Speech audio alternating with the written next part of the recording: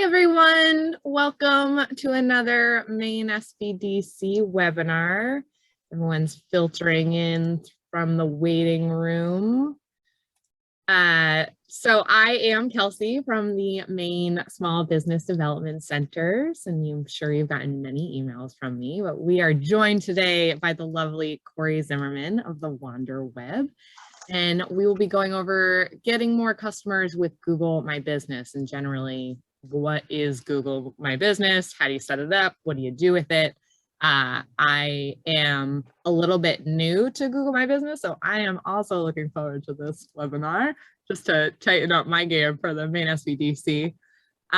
So if you have any questions along the way, feel free to plug those into the chat below. Also, let us know who you are, where you're calling in from. If you have any specific questions or things that you're looking to get out of today, you can go ahead and pop those in there. I'm sure we'll have time at the end for any extended Q&As. After the event, you will receive a follow-up email from me that will include the slides and any resources we mentioned, as well as a link to the recording. So you can rewind and double check anything if you don't want to take notes. And otherwise, we'll just ask that you stay muted throughout the presentation. We have a pretty big crowd here today, which is great. We're glad that it's helpful for so many people.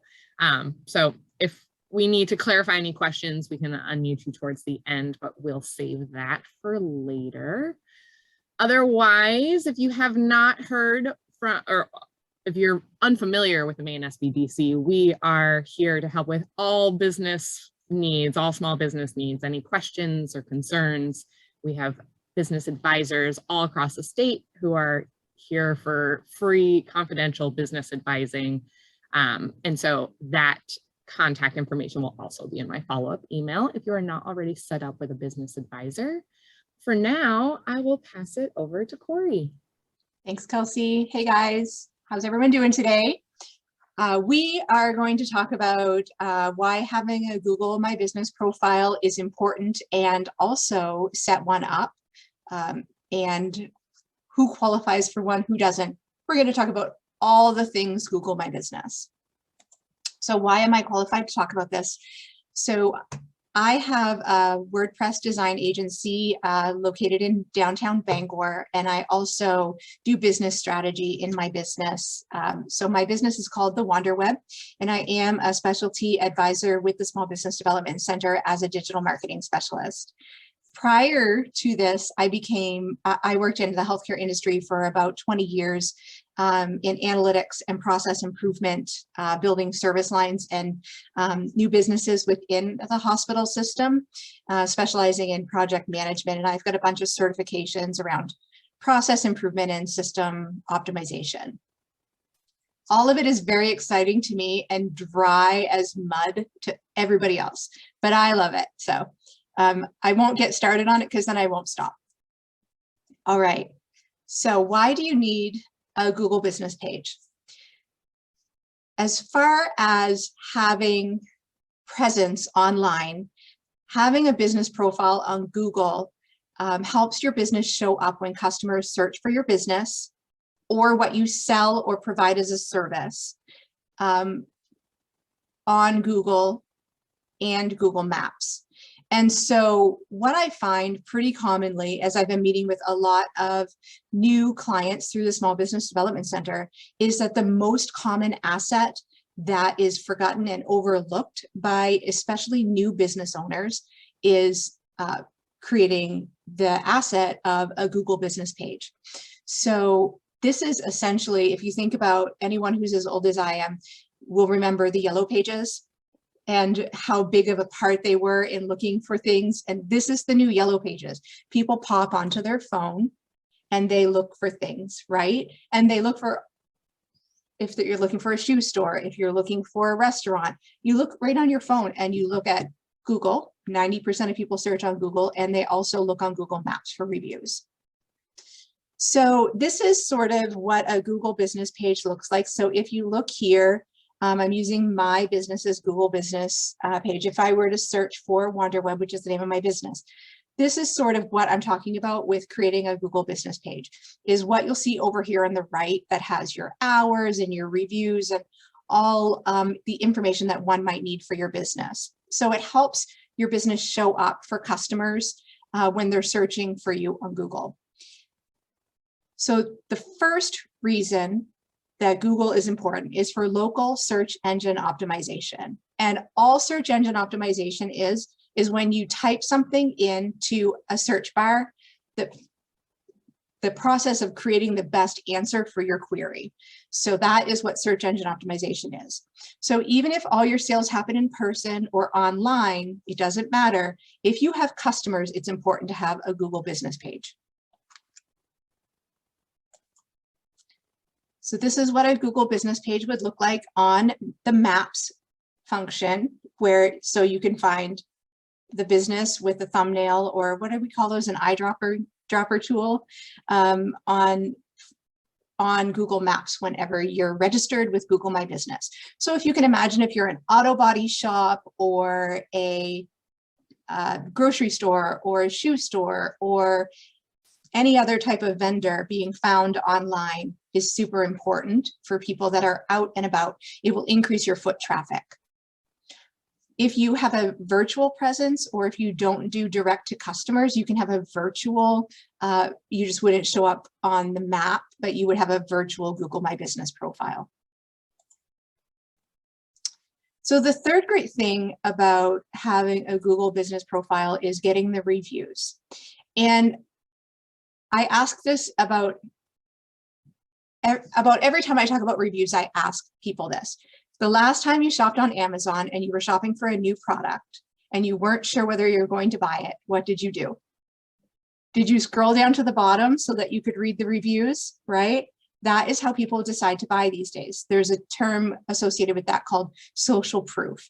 So 88% of consumers trust reviews as much as a personal recommendation. I'd like to repeat that because it's so very important. 88% of people that read a review online trust it as much as someone recommending that to them word of mouth. So trust is a crucial factor when it comes to making purchase decisions. And the more confident your consumers are about your services and products, the more likely they are to purchase your services and products. So I do have a couple blog posts that I attached. And when Kelsey sends out the slides, you'll have these blog posts available to you. One on how to get testimonials and the other on building credibility for your business. Just because we don't have time to dig into that process today, but they're very important things for your business. And the more 5-star reviews that you have, obviously, the more trusted authority you have, and the higher likelihood you will have of converting customers or viewers to customers with your business.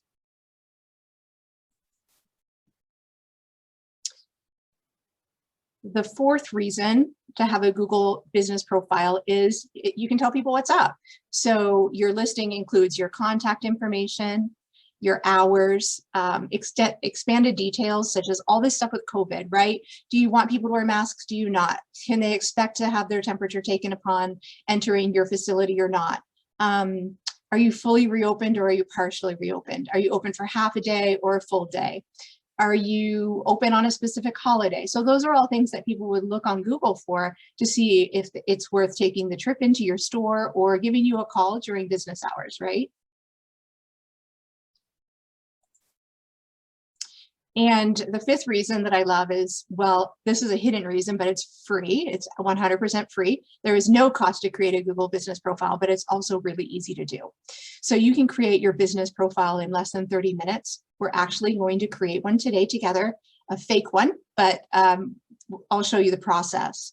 All that it requires is that you have a business name, a location, and virtual is a location, so you can use that, and a category that your business falls under. So for example, we talked about an auto body shop or a shoe store. So you would have to sort of categorize that into one of Google's categories. You don't get to select the categories, they're pre-selected categories.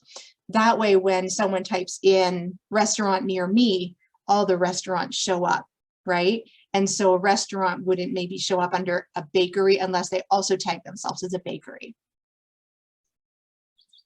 So it also is an opportunity for people, once you're confirmed as an actual business, to have consumers leave the reviews that we talked about.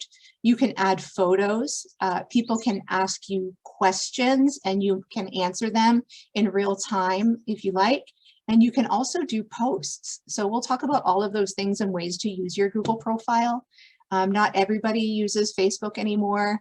It's difficult to communicate on Instagram about things like this, so Google's a great place to go. So we are going to set one up, and let me just bring this.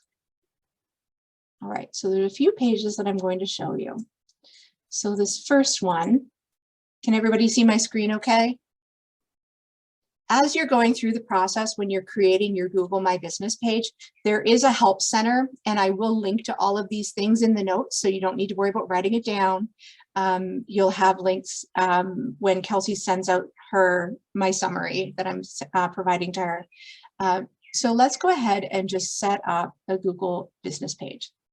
So again, this link will be provided to you, and we're just going to click on this button. You go to business.google.com/create and click on Get Started.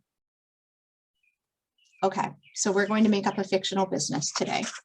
So let's call it, and you'll hear me typing. I have a loud keyboard. It proves to my husband that I'm working when he's downstairs.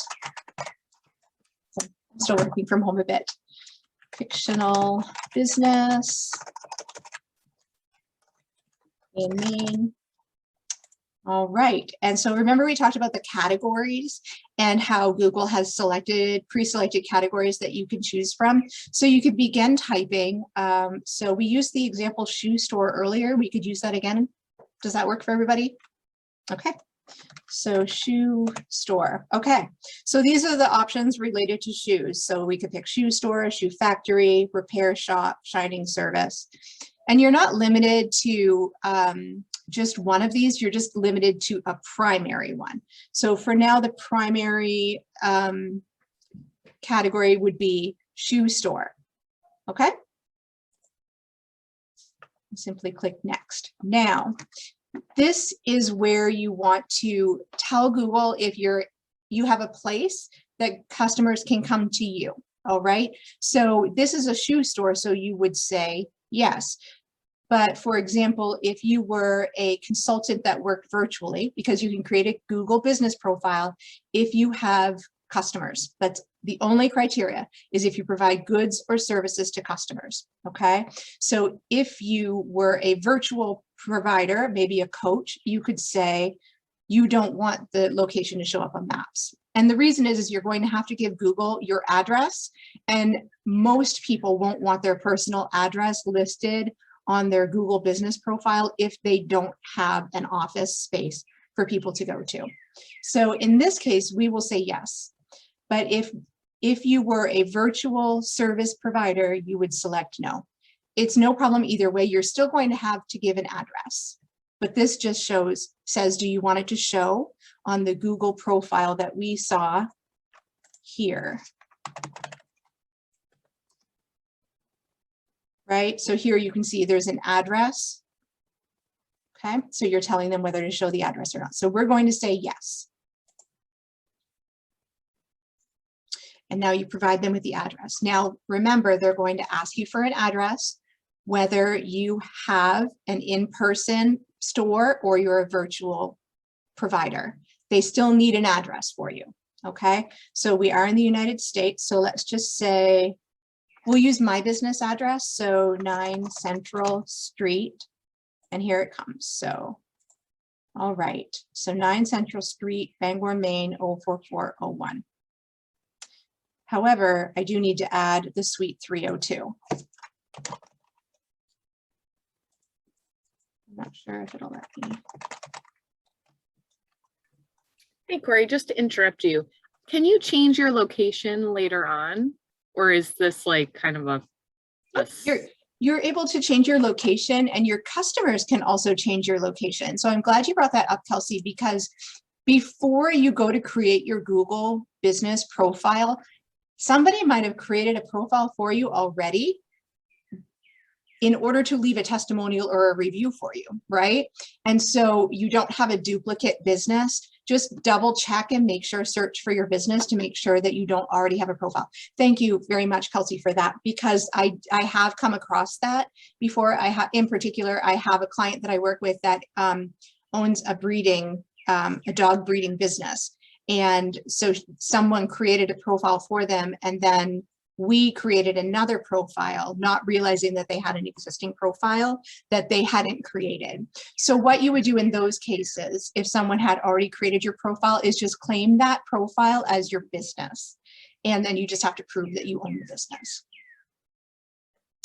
I would like to point out also, did you see how I typed this out? 9 Central Street, ST with a dot, capital STE with no period, 302. That's kind of something important to remember. And we'll talk about how it's important later, but essentially you want all of your addresses to be the same in all the virtual places. All the digital places, they should all be the same. So when you are creating your website and you add your business address to your website, you do need to make sure that this is spelled exactly the same, because Google will penalize you if you have it in different ways on different sites. You would think they would be able to figure it out, but it's something that you do need to be mindful of. So I would say this is correct. So I'm just going to go ahead and go to next. And then because, see, there's some businesses that are registered for my address that I currently exist at.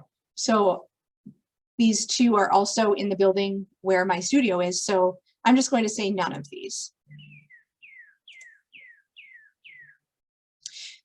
So this question is, do you serve, what they're asking is, do you also go to your customers? So for example, if I were to have a studio space, which I do, but I also met customers at coffee houses or something, right? So I could say, yes, I also serve them outside of my location, or no, I only meet with customers in my location. In my case, I only meet with customers in my location or virtually, but let's say, just for giggles, yes, I also serve them outside my location. And this is where you would add the areas that you serve. And so I recommend you add at least 5 areas that are your primary areas of service or customers. So if this were a shoe store, so I'm sort of crossing over a little bit. So let's say I go to do custom fittings at a nursing home in Bangor for specific people, and provide my shoe, so that they can buy shoes without having to go to my store. So I might say Bangor, Maine. There's Bangor, Maine. I could say Maine if I traveled all throughout Maine. Maine, USA. There we go. We could do a county, Penobscot County. Penobscot County. Let's say Brewer, Maine. And let's say I regularly travel down to Portland, Maine. So those are 5. I recommend at least 5. You can do more. Okay, so we will just move on to next. Your contact phone number. This one you can't get out of, you actually do have to provide it. And your current website. So if you don't have a website, we'll talk about what to do, but I do have a website, but we will talk about what to do if you don't have a website right now. So we are going to go with www. Okay.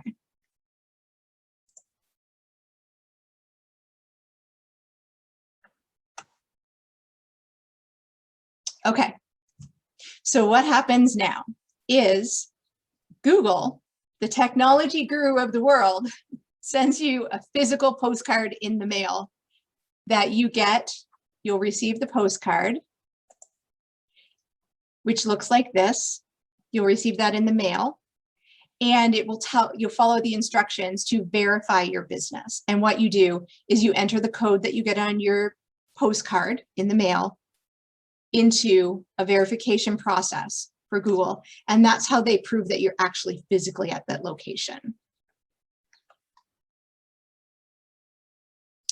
There are some new ways that Google is verifying businesses now. I've set up Google business profiles for quite a few clients, and they are not great about sending out those postcards. I'm not going to lie. They say they get lost in the mail. I don't know. But there are ways that if your postcard doesn't come, you can also do photo or video verification with them. And so I had to do that for a client recently, and they sent me a meeting invite. I went on to Google Meet with them, and I literally showed them my workspace. I showed them the vehicle that I use to travel to meet with clients, and it took them a few days, and then they verified my business. Okay, so once you have a Google profile, so what we've done is we have done the actual bare minimum. We've created a Google business page, but now let's take it to the next level so that you can actually make your page a little bit more robust. And so what we're going to do now is we're actually going to go into the back end of my Google website, Google business page, and I'm going to show you the things that you need to do once you've set up within Google to optimize your Google My Business page. So let's just go in here.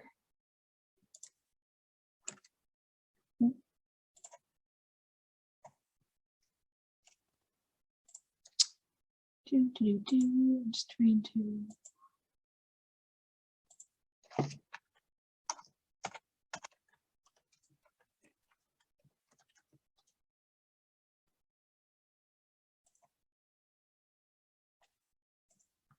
I just have to sign in order. Okay. So let's go to fictional Main Street. We'll do this fictional Main Street business. Okay. This is the one we created.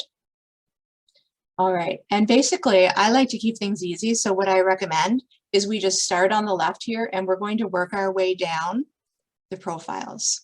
All right. So on home, if you were to have your verification code, this is where you could click to enter that 5 or 6 digit code that I showed you on that other slide. All right. And so next thing I'm going to do is I'm actually going to go into info. So at this point, you can start to clarify your business. So I was playing around earlier. So we're not an auto body shop. We chose shoe store, right? So we're going to make sure that's correct. And then remember I said we could add more categories. So there's another option here to add more categories. So let's say I also do repairs, could add that. And I could add an additional category of shop fitter, maybe shoe factory. A shop fitter is like automobile stuff, isn't it? Okay, so let's just stick with these two. All right, so I also do shoe repair shop. Okay, apply. So my primary business type is a shoe store, but you can pick other business types as well. Okay, and that does come in handy if you are, say, a restaurant that is also a bakery and a coffee shop and a winery or something, for example. Or, well, I mean, the shoe store that also does repairs. So I guess that would be another example, right? Okay, so now we can add service areas. And we did that a little bit earlier, but again, you can add in at least 5 service areas. So let's say Maine, USA for now. And apply. And I think that because I created this earlier, it's actually not coming across. So this is one that I've created earlier in getting ready for today. So the one that I just created isn't this one, if that makes sense. Okay. Now let's add our hours. So let's say we are open. And just because it's time consuming to add the hours, I'm going to have us open Monday and Wednesday. And say we open at 8 a.m. and close at 5 p.m. Okay. And on Tuesday, let's do 10 a.m. until 2 p.m. Okay. So you would fill in each day as appropriate. But for time purposes today, we'll just do these two. So there they are. So you can see when I'm closed and when the business is open. All right. And then special hours. That would be if you're closed for a holiday. So let's say July 4th is coming up. So I'm going to confirm my hours for July 4th and say that I'm closed. Nope, closed. Okay.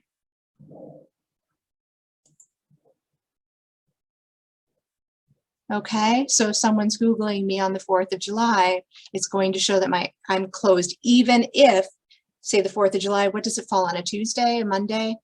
Normally I'm open on Monday, but because I said I was closed on the 4th of July, I think Kelsey's looking. Thanks, Kelsey. It doesn't really matter. It's actually a Sunday, so It's you a were Sunday. closed Okay. already. Well, if it were a Monday and I was normally open on Monday, that would show that I was closed. All right, so let's add our phone number.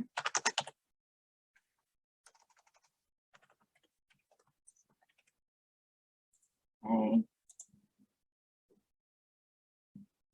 And if we had a website, that's where I would add this here. And we already had added these, but this is a new setup. So the Wander Web.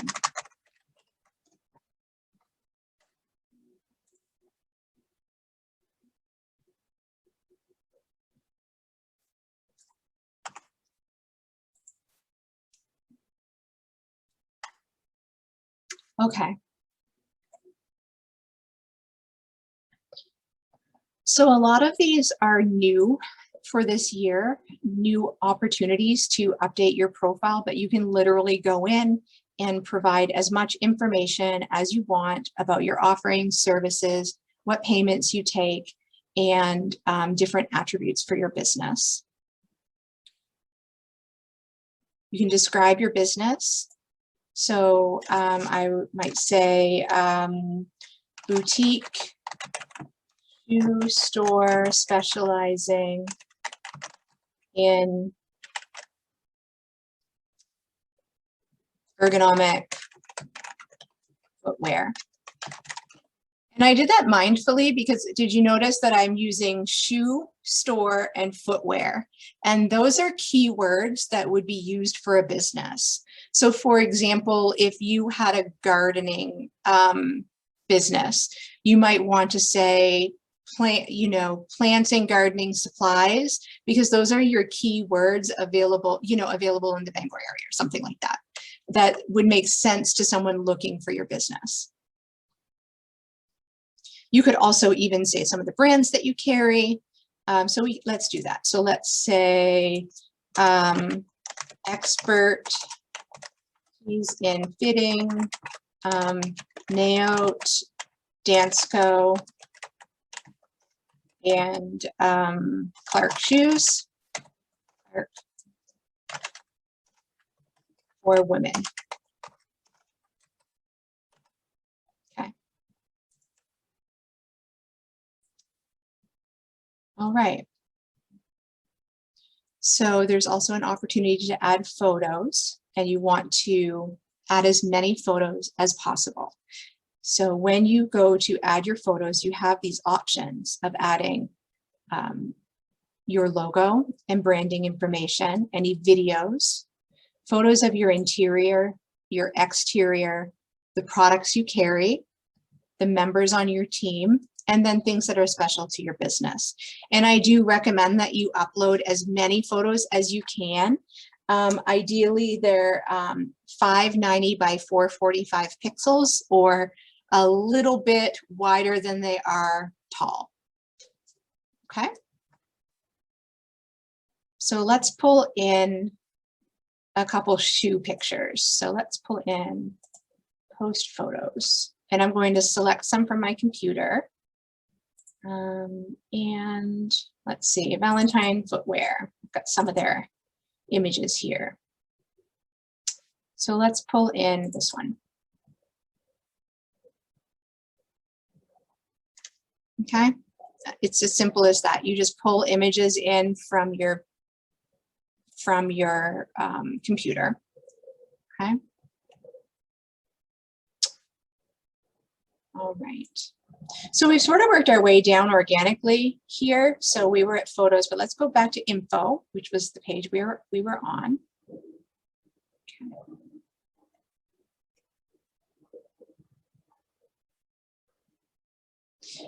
Whenever you start a Google My Business page, you get a free coupon from Google to do, on average, $100 in ads. And that's a whole other topic of conversation for an entirely different day. But I will say that if you're looking for quick traffic to your business when you're first starting out, using ads is a really smart way to go. And I would recommend using that free ad spend that you get from Google. So sometimes you get $150 and sometimes it's $100. It just depends on what Google has going for the promotion at the time. Okay. So we sort of worked our way down. We went to through the info, which included some photographs. All right. The other thing that you'll see is insights, and you have to be verified for insights, but you would be able to see how people are looking for your business. Are they looking for your business on their phone, or are they looking for your business through their desktop computer? And so generally what you're going to find is between 50 to 70% of people are looking for your business via their phone. And that's why mobile optimization is so important when you design your websites. So the other thing, remember we talked about reviews and the importance of reviews. This is where you can review your reviews that people have given you. So you can, once you've verified your business, that postcard that Google sends you, you can actually reply to them. So let's go back to all businesses. Let's see if I can, and I'll show you what that looks like.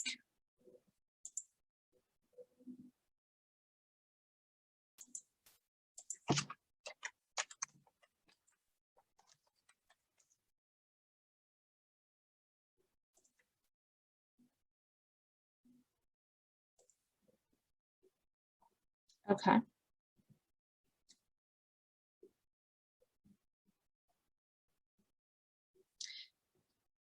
So this is a local company.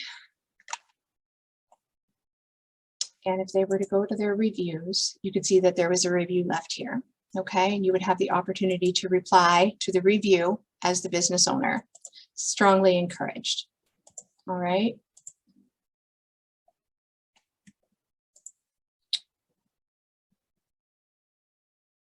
Okay, it was this one that we were in.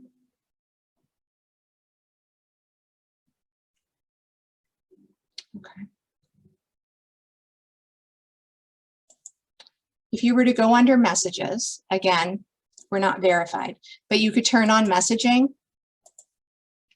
and see what questions people have on real time, and it will actually come up on your phone and you can respond to people real time that are asking questions on Google. And so this is something that is newer that Google is doing to help you communicate with clients. It's one of the actions that they took based upon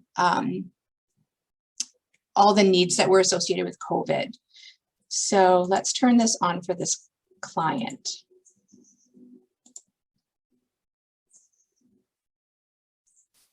So now somebody can text this business through their phone from Google and actually send the business messages or queries.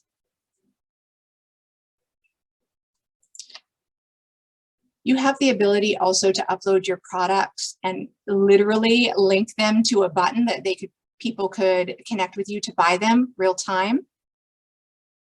List the services that you provide and the costs associated with those services. And one of the other things that you get with a Google My Business profile is the opportunity to create a free website. And so literally you have the option of creating a drag and drop website on Google My Business for free. You don't have to pay for hosting. You pay for nothing but your domain name. And the reason that I use this, the reason I'm focusing on this is a lot of new businesses, when you're first starting, you really don't have an exact idea about what you are yet. New businesses pivot so much in the first 6 months to a year that I often recommend to people that approach me as new business owners who are looking for a website or some digital marketing presence to just create a free Google business profile, because when you're beginning in particular, it's death by paper cut, and you're paying for so many little things that don't seem like a lot, but they really do add up. And so setting up a free website through Google My Business is just a great way to get started until you really figure out who you are, what your ideal client is, and your niche, however it's pronounced on your end. It's just a great way to get a resource out there for free. And so that might be something we want to present on a different day and talk about, but it is something that's available to you. Okay. So that's essentially what building your Google My Business profile is. So just a couple pro tips that I want to show you. And honestly, unless you're building it live, it's really impossible to show all of the little details of it, right? So we'll go through some question and answers. But first, I just wanted to give you some tips. So remember, we talked about the address being correct every time. Google refers to that as the NAP, the name, address, and phone number. And so making sure that's written the same way and digitally written the same way across all your platforms is incredibly important. So if you use dashes in one place for your phone number, use them everywhere. If you use periods between your numbers, use them everywhere. If you just use a space, it has to be the same, okay? If you say street as the long word and you spell it out, use that method across the internet in as many. So if you're doing a TripAdvisor profile, if you're doing a website, it has to be the same in all the places. I can't emphasize this enough because it's so easy to just type it out and not think like, oh, I said street, S-T-R-E-E-T, and then in another place, S-T, and in another place, S-T with a period. They all have to be the same. Load as many photos as possible. And I will be really frank with you, Google is also indexing video. And I know video is really unappealing for a lot of us to do. I personally don't enjoy getting in front of a camera and filming myself. However, Google is recognizing that as high value right now because customers want it. That's the only reason. So what Google tries to do is give people what they're searching for. And most people now like to watch video over reading long form content. And so Google is encouraging video. But if customers weren't wanting that, then they wouldn't be encouraging it. So really, when you're thinking about what to put on Google, if you really just think about your audience and what your customer would want and what your customer is looking for, then you're probably going to win out in the end. And we also know that our customers are looking for reviews, right? We talked about that. Social proof and what you do on Amazon. Same thing happens on Google. So I generally recommend to all business owners to send out a link to your Google review page and ask people to give you a review. Obviously, don't send them to the people that are going to give you 1 star or complain, but if you have people that have been really satisfied with your services, or somebody who you went to school with that can speak to your work ethic and the way that you polish up the work that you do, or how thorough you are. They don't necessarily have to be a traditional customer. They just have to be someone that can speak to the services that you provide.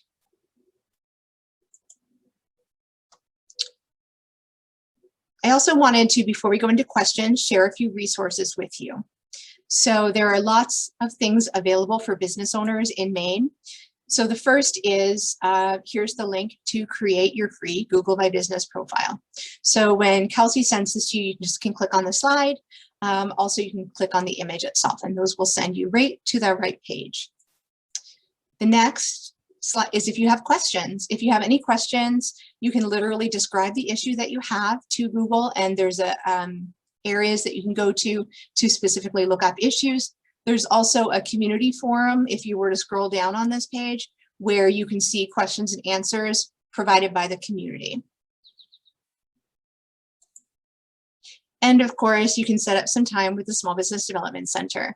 If you don't have an advisor, you simply just go to this little button at this link and request advising.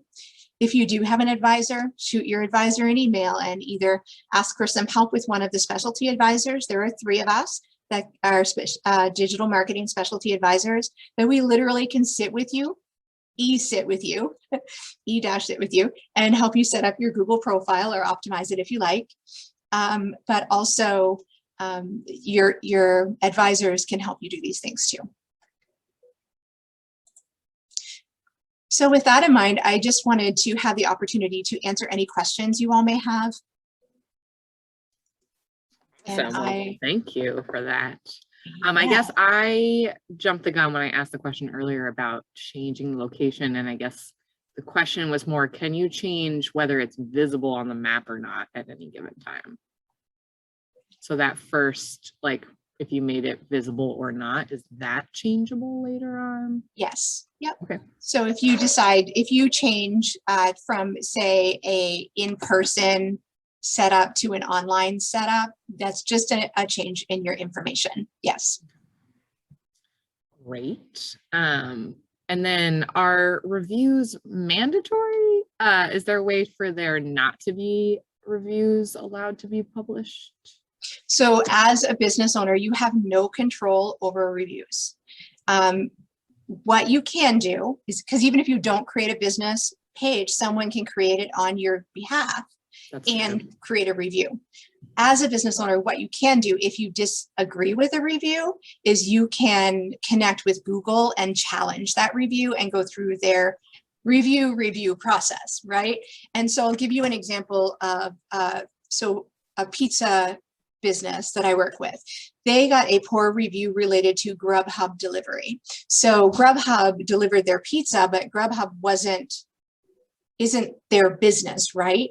So the review was really about the delivery process, not the pizza itself. So we had them challenge that in order to have that review removed, and it was removed. Great. Well, actually, on that topic, yesterday, our business advisor, Allison Lane, who is in this call, had a Stirring the Pot with Reviews webinar, which was recorded, and I can include that link as well in my follow-up email. And she goes into how do you handle reviews? How do you request reviews? How do you respond to reviews? And so that may help in that situation. I'll be completely transparent. Allison Lane was my advisor when I first started my business, and I still connect with her on the regular. And anything that woman says is just fabulous, covered with glitter and awesome sauce. So if she did a conference on how to respond to reviews, then I'm sure that it's high value. I wish I had been able to listen to it. I'll have to listen to the recording, Kelsey. There you go. I will definitely include that link in the follow-up, and I can confirm all of the glitter references just now. Yeah, unicorn hair, all of it. So next is, what about ownership of the material that you place on Google? So can Google use the photos that you upload for anything outside of what you are using it for, like without our permission? So anything that you upload to the internet can be used. Copyright is a whole other thing. And so if you do have copyright images or photos, that's a different discussion and probably not one that I'm qualified to speak on. However, anything you do upload to the internet as an image, that is on the internet for anybody to find and use correctly or incorrectly. Yeah, that usually ends up coming back to you of finding people using your images incorrectly. And if you have properly set up a copyright, then it's your responsibility to follow up on it, which stinks. As a photographer, I can tell you it's not ideal, but it is something to consider. So that's a good question. Any ideas on what to make videos about? Anything? Oh, yes. So I do. Video is so great right now. So first of all, I will say that Google owns YouTube. And I'm just going to put it out there. So if Google's deciding you're a search engine optimization and they own YouTube, it just makes sense that if you are thinking video, you probably should have a YouTube channel. Having said that, a great way to just start with video is a video of your space. And just walk around your space, and you can even add audio and describe your space. You can do a street front video. You can do videos of your team members at work. or you can just do videos talking about your services and products. And there's no limit to the number that you can upload. Yeah, people love like behind the scenes videos. They want to feel like they know you as a company. And so if you are someone who, if you think that you're funny, maybe you should lean into your humor, you know, like those, make it personable. This person does baby onesies and toddlers clothes. So I think, you know, I'll just put it out there that I'm a dad joke expert. And so I should have my own Google channel for my jokes because they're very funny. And if anybody wants to hear some on a different day, I would be happy to tell you many, many cheesy jokes. There you go. What's kind of ironic, I just remembered that Allison Lane earlier said, I highly recommend reading Corey's blogs. They are entertaining and informative. So we've got two fans of each other in here, which I love. It's a mutual admiration society, I guess. Right? So great. Awesome. How useful is the blog feature? Would you say that that's sort of, that drives more traffic, or what is the point of the blog feature? Okay, so there's a million ways you can use a blog, and a blog is just a way to get content out consistently. So if you're writing long form social media posts, you might as well turn that about your business. Honestly, that's a blog. Or if you're launching a new product, you can write and talk about it. So I like to use a blog in a couple different ways. It depends on the business, the strategy that you would use in order to leverage a blog.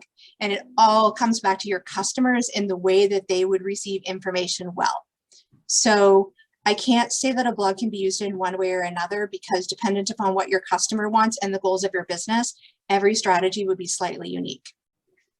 For me, what I do is I send out, I create a weekly blog. And I'll talk about the ebook thing. I create a weekly blog, and then I repurpose that blog as a email, and I always offer information. It is not for sales. So the information that I offer, I send out weekly, and it literally is a tip and trick to take your business to the next level with marketing and system strategy, right? Literally like, a week ago, I talked about, hey, request some testimonials this week. This is why it's important, right? And that's literally like, it's about 300 words. That's it. For someone else, they might want to create long form content. And so I did see a note in the chat about ebooks. And so that's just an ebook, honestly, is just it's a PDF, a long PDF, right? And so in those cases where somebody might be providing more long form content, what I like to recommend for them sometimes is a quarterly long form content that they create once, and then every year they update it. So say you're a graphic designer, you might create a color, a book on color, an ebook on color that you released first quarter, and then in 2021, and in 2022, just release it as a new book, refresh it, update it, and then you're reusing that content with big pieces, with big offerings instead of the small blog pieces. Does that make sense about the ebook? Did I answer that question? Yeah, I like that, because then you've already put in all that work and you're just updating it each year. So whatever the new trendy color is, you could just change it to that. I believe it was you who also said in a previous webinar that you pull all of your social media content from your blog, so that then you've already written, you can just copy and paste pieces of your blog and make those your social media posts as well. So if you kind of think think of Google My Business as a social media platform as well. And so you're making those social media posts. A blog is one way to do it. A photo is one way to do it, but you can also use that same content to make each of them to save you a little bit of time. And Google does try to be a social media platform that they've tried multiple things and usually I wait it out to see if it's going to flip or flop. Often they do flop. Like, for example, Google is trying to roll out stories right now. And honestly, it's an uphill battle with them because the interface that they have is so difficult to use. So I don't anticipate that's going to work for Google like it has for Instagram and some of the other systems out there. However, it is available. Is it a lot of work? Yes. Do I recommend it? Nope. Wrote a blog post about that too. Sometimes it helps to wait it out and let some other people be the guinea pigs. Yeah.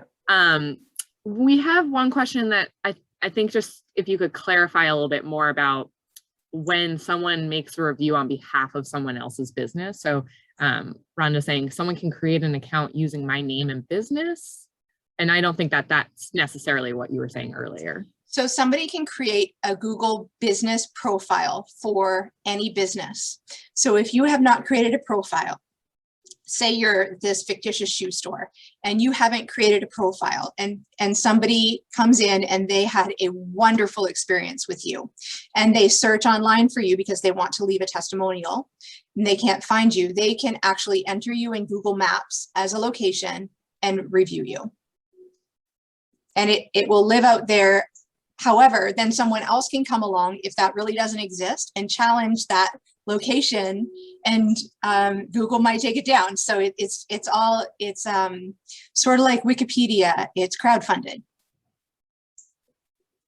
That makes sense. So yeah, so definitely you can reach out to Google about it if you are the business or the person that is being represented. Right. So they won't tie it to you. They'll just tie it to the business name because you are a public entity as a business. So in this case, like her name, I believe, is part of her business name. So it could, like, I think that comes down to that. Yeah. And then she follows up and saying, ditto, love you, Allison. So Allison's getting all the plugs today. We did have Michael say you can watermark your photos if you're concerned about people using them.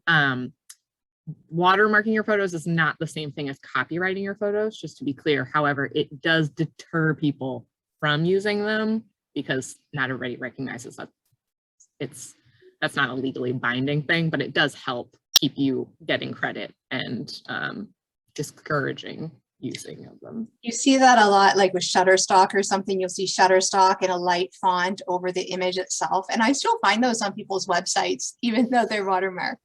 But yeah, it would deter people for sure. Yeah.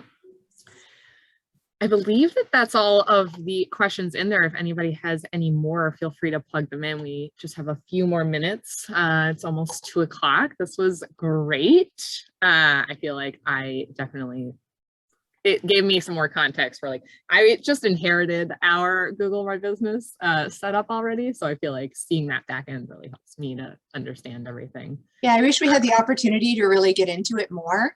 But you know, if you don't have a real business it's not verified, you can't really do that back end stuff. But there's lots of videos that Google provides you and instructions on how to do that. And again, you can set up some time with any of us to help you get through that process if you're struggling. It is quite intuitive though. If you can do PowerPoint, you could probably do this. However, not everyone can. So we're here for you. Totally. And I did miss one question, but it was just how to remove old photos. And that I'm pretty sure you just open up the photo and then there's usually like 3 little dots in the corner or something, and you can delete those. There's literally a trash can. Yeah, that you can. Yeah. I love symbols. Well, a literal virtual trash can. A literal virtual. I like that. And we will sit with you. We will sit with you and help you with any of this. So like Corey said, the Maine Small Business Development Center is here for any support that you need as a small business owner. So whether you have started your business yet, whether you have been in business for 20 years, we are here to help. And so all of our contact information will be in my follow-up email. We have lots of thank yous coming into the chat. So yes, thank you so much, Corey. This was great. I'll take the SBDC is awesome. So I'll take that too. But yes, thank you, everyone. I don't see any other questions, just lots of appreciation, which we could all use a little bit more appreciation. So thank you for the thank yous. It's a pleasure to EC all you guys. Yes, and I don't believe we have anything on schedule with you right now for future webinars, but we will follow up with that and keep everyone informed. So as always, check back to our webinar schedule and we will see you soon. Thanks so much, everyone.